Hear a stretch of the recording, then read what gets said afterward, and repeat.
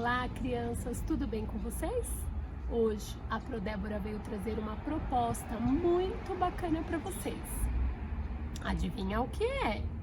Faz parte da nossa festa junina. É um símbolo muito marcante na nossa festa. Sabe o que é? A fogueira. Isso mesmo. E aí, gostaram? Linda a fogueira, não é? E vocês sabiam que o elemento fogo é um dos 4 elementos da natureza? Pois é. E vocês sabem o que o fogo nos traz? Vamos pensar. Isso mesmo, o calor. Se a gente chegar pertinho do fogo, pode colocar a mão no fogo? Não, por quê? Porque ele queima.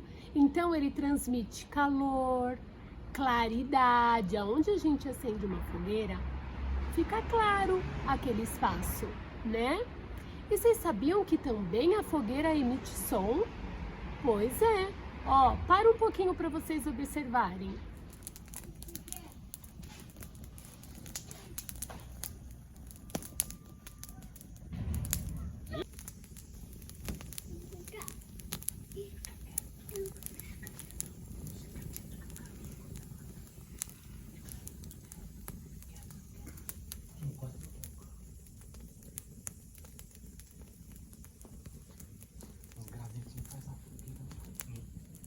Agora a Pro vai mostrar para vocês como eu fiz esta fogueira, tá bom? O que eu utilizei.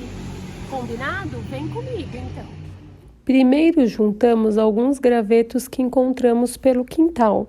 Depois, com a ajuda de um fósforo, acendemos a fogueira.